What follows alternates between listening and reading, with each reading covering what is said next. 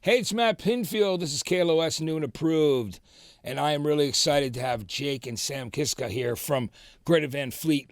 And guys, I got to tell you, it's so great to see you again. The very first time that we connected, we were connected from your house.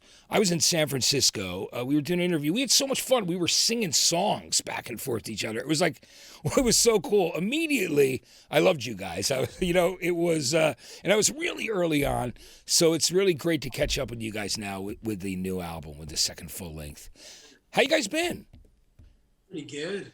Pretty good. It's hard to complain when it's so sunny and warm and scintillating in Nashville, Tennessee, you know. Yeah. So guys, one of the things I got to talk about is after being on the road, for a good 3 years. I mean, you guys were really. I mean, you were playing, you were recording, you guys were so busy, And how was the change when you guys got the time off for the pandemic? Did you find that it was a good time to regroup, or was it and work on the Battle at Garden's Gate, or was it? How was that for you guys? Was it a weird transition being off the road and being having all that extra time? Forced perspective. We had to just do it. We had no reason to settle down, but then we did. Yeah, I suppose it had been in reality quite an intense couple of years just touring very consistently. And I suppose what happened when the entire, pandemic had fully set in, that there was sort of a reimaginement of where we would take this sort of artistic energy and redirect it. And we were able to do so much that we'd never been able to do previously. It was like we had all the time to focus on actually directing the music videos ourselves and finishing the album about Garden's Gate. And actually, due to circumstances, there was actually 2 songs that were added onto the album that weren't going to even live on the album previously. Caravel and The Barbarians. So yeah, it was something unexpected, but I think it was something as well that wasn't so trivial for us to sort of take amount of time off that we'd never previously had. I thought it was great. What I love about this record, I've got to tell you, is just the different directions you go in. You're spreading your wings in such a great way. I mean, there's there's prog elements, there's psychedelic, there's just it's a album that takes you on a nice journey. You know what I mean? And I love that about the 12 songs on this record. Talk to me about that and the creative process behind these songs and how you guys decided you were going to spread out and do some different stuff on it. Well, in the very beginning, we just decided we wanted to make a cinematic album. We wanted to make something that was larger than life, and something that had so many different angles and so many different scenes within that story and that dialogue that we wanted to tell in the Battle at Garden's Gate. So that's definitely how it turned out. And I really think of it as the album that we've always wanted to make. And through the years that we've been in the studio and on the road, we've gathered so much information and so much experience about how to manipulate sounds and how to manipulate songs to get the emotion that you want out of them. Yeah, I mean, it's great. I mean, when My Way Soon came out, I mean, it was the number 1 record for me, for the station, on my show here. And just such a great song. There was everything about the direction that you were going on in with the record everything about it I thought was really cool. Let's talk about, starting the album with Heat Above and when you guys came up with it conceptually, was it something, that you guys were thinking of from the very first start of creating this record? Yeah, I think so. It's interesting because Heat Above in particular has a very sort of elusive story. It was that we had the song like maybe 5 years ago, and we knew then that we didn't have the facilities to sort of record it, and I think it took a long time to sort of be able to sort of reapproach it, reimagine it, reshape it. We love it. We can hear. We heard sirens. We heard trains.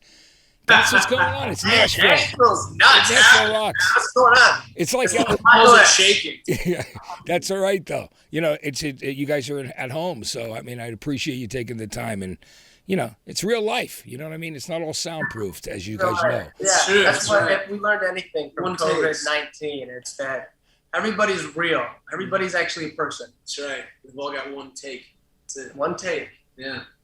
But anyway, it's interesting. But Heat Above, yeah, to answer that question, Matt, it was interesting because we'd sort of taken it off the shelf, and we knew that we wanted to sort of reapproach it. And so we did. We redeveloped some of the ideas and sort of did some restructuring and rewriting. And yeah, it made the record. We knew that we wanted to put it on and that we were capable of doing it now at this point. Yeah, and you know, I'm Built by Nations, which is the latest single, is always immediate favorite on the record. Can you talk to me about that song? That one is also a long-grown seed. Yeah. It took a long time to develop the song. We always had the riff.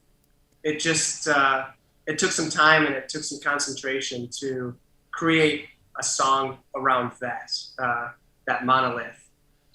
Yeah, it was interesting because we sort of were looking at the record at this particular time that we had introduced the song to sort of the arsenal, so to speak. But it was like, what are we missing? What are some of the elements and the experiential aspects of the album that need to be fulfilled for this to really tell the biblical tale that we wanted to tell on this? And it was the Built by Nations. It was like something that we took off the shelf and it was immediate. I mean, that was one of the songs that we had actually developed more so in the studio, which we talk about sort of developing songs on the road or independently, you know, and then bring them into the collective or at the studio. There's so many different ways that we sort of write. There's not any consistency to it. So it's interesting that this song itself was developed in the studio, and it was to serve the purpose to fully bring that nature to the album. And I think that was an interesting one that we pulled off the shelf. Yeah, another favorite of mine on the record is Trip to Light Fantastic. And tell me about that song. Was that one that you'd been working on for a while as well? We were in our cabin outside of Nashville, just probably a year before the pandemic hit. I like how that's always the frame of reference. Yes, it is these days. Post-pandemic. So it was just a year before that. And we were trying to find new material for the Battle at Garden's Gate. And at this point, we have no concept of the album. We have no concept of what we're about to make. We have an aesthetic in our head, a sonic aesthetic. And Jake pulled out his voice memos and played Josh, Daniel, and I this opening track that sounded like this old theater organ. And right there, we knew that was like the future of music. It sounded like what people will be listening to hundreds of years from now. It's just because we've never really heard a tone like that be produced. And the song took on a lot of spiritual meaning and a lot of soulful exploration. And the reason that we love it so much is because it's so unique to Greta Van Fleet, and it's something that we've never done before. Yeah, it's a really cool song. Jake, that's great. So, I mean, when you came up with those sounds on the guitar, and you talk about the biblical experience and some of the references that are in the record itself, did you immediately know that was the sound that you were looking for? Yeah, I mean, it was interesting. I think for a lot of us, it was sort of the amount of time that we had to sort of focus on procuring tonal aspects of the album. It was like we had so much time to dabble that we never had before. And it was like, from my perspective, my angle was really coming up with unique sort of aspects of the guitar tone that I'd never played with before. And I think that was one of them, Trip to Light Fantastic. And if you're listening to it, it's interesting. I suppose there's an actual mellotron sample pedal behind it. So it's almost as if it's being paired with a synthesizer, but it's actually, the guitar is actually playing it. So if you listen to that song and you hear the solo riff independently at the beginning of the song, it's a really interesting tone that it's sort of can only be done on that one very, very specific pedal. And that's one of the very, very ultra modern things about the Battle at Gardens Gate is we used a lot of very modern equipment. We did. Computer processing things that automations. You and I did right. the Weighted Dreams. Sam and I actually programmed the solo section at the end of Weighted Dreams on a digital automator that we were able to pan the underlying guitar left and right stereo. And it gets really nerdy really fast. It does, yeah. With the knob shooting the Let's talk about reverb that. over one way and guitar main track being shut the other way. So yeah, we pushed the limit of kind of what we have to work with as far as modern music production goes. And that's why it was so fun to sonically sculpt that. And the Weighted Dreams is an epic way to end the album. I mean, it's really great when you take that 8-minute piece, the different things that are going on in it.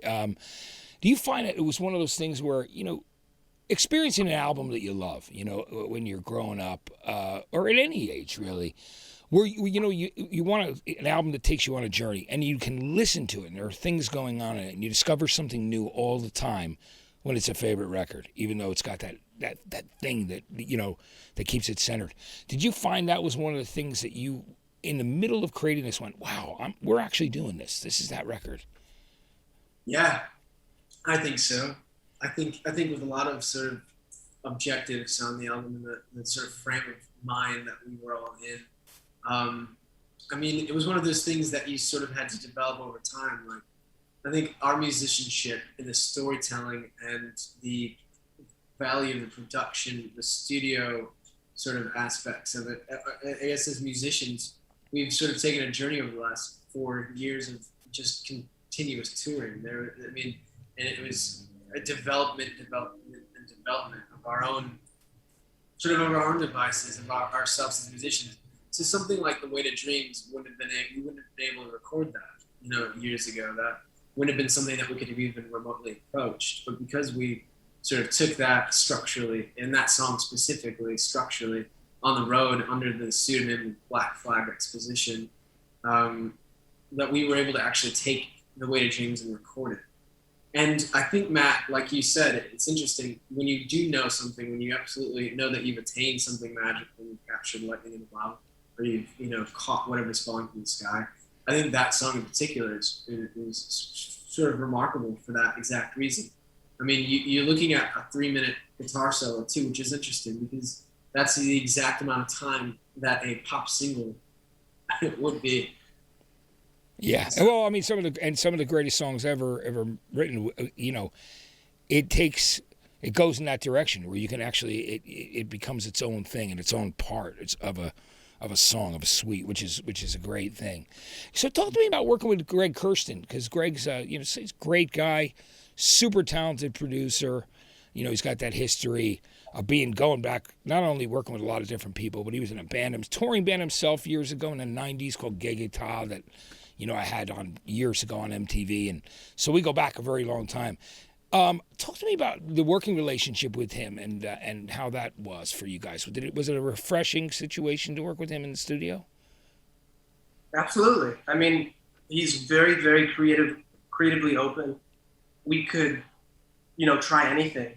And that's also why I kind of think of it as a coming-of-age album for Greta Van Fleet, is because we really were able to sonically sculpt the album and the songs, sculpt the songs too. And Greg was kind of the facilitator of that. And he would get involved when we would hit a dead end meeting that everybody's yelling at each other. So yeah, he was producer dad. I think so. Yeah, the thing about Greg that's so amazing is the amount of time and history in life that he's been a part of and lived. It's like he's sort of a musical resource a dictionary. I think as Daniel puts it, actually, is that he's sort of a dictionary of sounds, tones, concepts, ideas. So it's like if we're approaching, like, say, a bridge or something, it's like, okay, we've got 3 bridges here. So which one do you think work, Greg, and why is that? And sort of trying to learn from Greg a lot as well. I mean, we learned so much from Greg. Creative problem solving, really, a big one. But Greg could say, listen, there's like out of these 3, they're all really good. This is why this one is interesting. I like this one for this reason. I think this one's going to work the best because. So it was sort of interesting. He could be a mediator. Had a lot of turning points throughout the process of making the Battle at Gardens game. Yeah, it's great. You know, I think one of the things that's great to see is just as three brothers, right? Three siblings. You guys, from the very beginning, our very first interview, there was just this excitement, camaraderie. There was something really great about it. It was endearing in a big way. I mean, for me, I thought, wow, these guys, such great guys. There's something about the way that they were raised and decided they loved rock and roll. We're going to create rock and roll. Since, obviously so much has happened to you guys as a band. I mean, winning Grammy Afro Album of the Year, but that's just one aspect. I mean, you guys have, found like passionate fans around the world. You found, right here, and people have been really watching you guys from the very beginning. How has that been for you guys as a family, through this entire experience? Because I can tell you guys are still super close, got each other's back. What has that been like? Convenient. Is it convenient that it's three brothers? Tell me about that. Well, whenever people ask that, I mean, we wouldn't have it any other way. We can be there for each other. We can very confidently tell each other things without any. Can we? Oh, can we? But people's feelings don't really get hurt in the way that they could be, especially in a creative situation. But just as far as being out on the road goes, I mean, it's just perfect. I mean, we don't know any other way, I suppose. Yeah, it's interesting. I mean, we've got so many musicians that are friends, and there are like a couple groups that's really interesting. Like say, Item A, that's two people. That's a folk duo.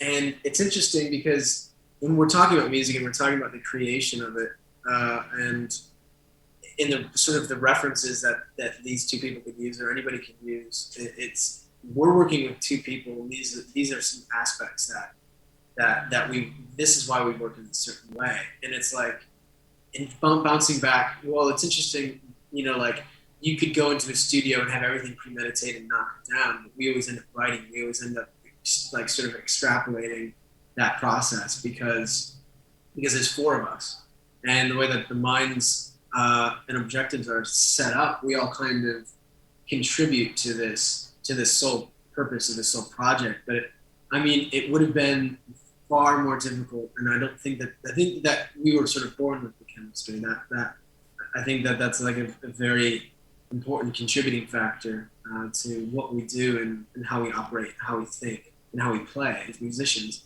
But yeah, I think that as a collective, we grew up with the same influences. We were listening to the same stuff. We were playing together from a very, very, very, very, early and fundamental age. And that is the same with Daniel. And it goes, he's a brother as well. So I think that's chemistry that can't be forced, and that we've sort of been blessed with, and maybe it's convenient. You could just concoct a band of a bunch of dudes, and have it just be innately that chemistry. But there is definitely something about the brotherhood. Hey, so your parents have got to be unbelievably proud of you guys for all the things that you guys have done and supportive. So tell me about that. I know that they've got to be at this point very, very, very excited for you because they were there supporting you guys and turning you on to great music. I knew that from the very beginning, the first conversations we had. Tell me about that. They must be completely excited about how everything has transpired. I hope so. Right? Yeah, I think that is sort of a band of brothers. It's interesting to consider the fact that we've had a very significant upbringing with music, but it's also something to consider that most parents say, to children who seem to express some artistic interest, that either, yeah, go for it, you're going to be the best thing in the world, or now it's going to be shit, you'll never make it. But it's interesting that we've sort of grown up with something in between, and that our parents always just wanted us to do something that we took interest in. And for that, I think we're very grateful. It was probably the best thing that could have happened to them because they always knew where we were at. Yeah. They knew where the brothers were, which is great, which is very cool. Tell me about what it's like when you guys go out on the road. Like, what do you take musically? What do you listen to when you have been touring? What's usually on your playlist? What are the things that you listen to? And I'll start with you, Sam. Always putting me on the spot. Sorry, but I had to. I've got a lot of really choice records that are kind of my true north. That if I'm ever feeling uncentered, I can always go back to these few albums. So I'll just throw some out. The first Louis Del Mar record is amazing, especially from a production standpoint. I'm a big fan of playing with stereo and playing with sounds and stacking parts, and that album just does it perfectly. There's another record called Elvis Perkin and Deerland, and once again, amazing songs, amazing production. The Hosier album, the first Hosier album, is one of my favorites of all time. Yeah, that's a great one. And as far as older records go, I think Blue by Joni Mitchell is definitely one of my true north kind of moments. So yeah, that's a little slice of what we're kind of listening to. It's not really what people would think. People would probably think that we're listening to Black Sabbath or like classic rock all the time. But Well, you listen to everything. I mean, that's the beauty of music, right?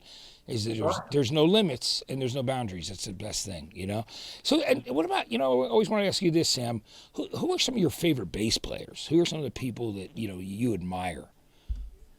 well, funny enough, Here we go. the Black Sabbath bass player actually, Butler. Geezer Butler, yeah. He celebrated a birthday recently, yeah. Oh, wow. Yeah, I find that his playing style is, well, I guess more appropriately, my playing style is similar to his in a lot of ways and his approach. But obviously, I studied John Paul Jones a lot, kind of growing up, and kind of started playing bass, and that is very perfect, like rudimentaries of the interpretation of a lot of American music, a lot of Motown music, and a lot of Motown. kind of funk and James Damson. That's another exactly. And Yeah. but Jack I Bruce. suppose I suppose Jack Bruce would be the one who really kind of looped me into bass playing, because people aren't pre-programmed to necessarily hear the bass. And when I heard Jack Bruce play, I knew what he was playing, and I just never knew as a kid that a bass player could do that. So I thought that was ballsy and just immersive. Right, and it really helped drive songs. The feel of what was going on in those riffs that Jack Bruce played. What a great singer and a great bass player, right? I mean, these guys are amazing. Oh, man. Absolutely. Now I got to ask you now, Jake. So tell me about what albums because obviously you have headphones, you listen to different things on the road. What are some of the records that you listen to, old and new? Yeah, I mean, it's really interesting, Matt, because it's sort of like you'll stockpile or download a bunch of things. For me, it's really interesting because, like, if you're on a flight, I'll just listen to music maybe the entire time. So it's always something completely random and pretty eclectic if you get down to it. I've been listening to a lot of score music, especially since we've done the Battle at Gardens Gate, and sort of the orchestral approach at music. And Hans Zimmer is one guy who stuck out to me, who's really interesting. I mean, his approach is like sort of rock and roll cinema. It's really cool. So I've been listening to a lot of Hans Zimmer. I just re-listened to all of the White Stripes. So that's something that I've been listening to recently. Again, in classics too. Gordon Lightfoot, I sort of kind of came back to. He's great, by the way. He wrote some incredible songs, and there's a great documentary out on him. I don't know if you saw that yet. Yeah, I heard about that. Yeah, you'd really like it. I mean, Sundown's one of the greatest tunes. I mean, and if you could read my mind, all those songs are great. Carefree Highway. One of my favorite songs ever. If you could read my mind. Yeah, it's incredible composition. Unbelievable. I mean, What he did was so unique. No one sounds like Gordon Lightfoot. Everybody tried to be like him, which sort of invented this style. And I guess I've been listening to a lot of Woody Guthrie recently as well, who was one of our rudimentary influences, actually. So kind of like Sam said, going back to some of the roots that sort of ground you in life. That's great. And is there a guitarist that I know you love so many, actually, Jake, but are there a few in particular that you look up to, or even if they're departed, that you wish you had met? Yeah.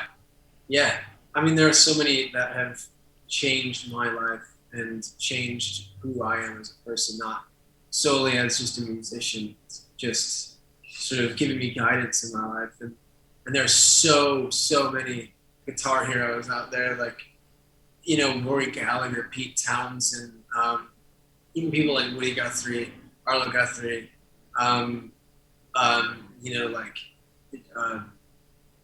Jimmy Page, Jimi Hendrix, Eric Clapton, the list continues. Brian May from Queen. The list continues to go on. I mean, these are people that I've sort of studied throughout time and throughout my life. So it's really difficult for me to say that there's anyone in particular. Jeff Beck is another amazing guitar player. It's really difficult for me to say. I think what's interesting to be said, maybe that I could say, is that I've gone through periods in my life where I've listened to. I went through a chapter in my life for a couple of years where I listened to Jimmy Page profusely, and then listened to someone like Jimi Hendrix, who I think I actually started with as a really young kid, listening to Jimi Hendrix for years, and then Clapton. So I've had these defining chapters of my life where I've sort of studied the minds and fingers of these guys that have been influential to me. I think it's great.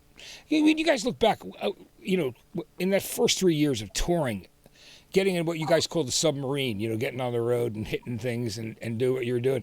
Can you tell me, was there any times when you were on the road, because every band has them in the very beginning, where you were like, where things were a little crazy, where, you were like in some part of the country and things, there were like, you didn't get to where you need to get to, or, you know what I mean? Like, everybody has those stories when they first start touring, I've heard of, I've talked to bands where, like, their van breaks down and they sleep on a mattress behind a mattress store next to a dumpster just because they've got to get some rest, and they're already tired of switching off driving. Any in particular memories that you guys have that you could share from, like, the really like the early part, the grind of early touring as a band when you started? Yeah, we've had vans break down often. We've had break-ins a few times. We've had, like, I don't know, there are permanent scars on our body from sleeping underneath chairs and getting cut by the metallic cross structures underneath the seat or something. And I don't know. It's really interesting. I think it's seemingly you're invincible at a younger age, though. So. Right. Everybody's being stuck in this van, and everybody's getting the same illness, and nobody can sleep because whoever bought the van cheaped out on the van. Yeah. And it's one of those things too, right? I mean, you hear great stories about how the Beatles had to lay on top of each other to keep each other warm, like stacked. And once one got warm, there's just this great touring stories that are amazing. And everybody goes through it. I think it's part of the the growing pains, but also just the beauty of growing as a band, which I think is a really cool thing. Yeah, it builds character. You bleed as you blossom. Yeah. So, guys, most recently, did you see that Jamie Lee Curtis? Of course, she had said that. While she was working on Halloween Kills, Jamie Lee Curtis was working on Halloween Kills. She said that it was your music that got her through it. She was taking long drives to and from this set. Have you noticed how many people, not just actresses, but I'm sure you hear from a lot of your fans how much an impact your music has on them? Tell me about that. Yeah, those are really touching stories because we know what we're putting out. We know our intentions to the extent that we do, but once it's out in the wild, we have no control over it. We have no idea how people are interpreting this music and ingesting this music and what they're using it for and how it makes them feel. So those are our favorite stories to hear about how it personally touched somebody so much that they made a big decision in their life or it got them through something. And it's very powerful. It's very rewarding. Yeah, I suppose it's interesting to consider that these sort of expressions of adulation from people like Jamie Lee Curtis, who were fans of it as well, and grew up watching a lot of her films, is sort of a sort of a proof and a fulfillment testament to the fact that we've been culturally significant enough to sort of touch the people that we grew up watching, like on the screen or something. It's like these people that we, you grew up with, and you never think someday like Kevin Bacon's gonna like tweet Highway Tune or something. It's just really, it's very interesting. It's a full circle experience. Yeah. It's kind of psychedelic. Yeah. Yeah.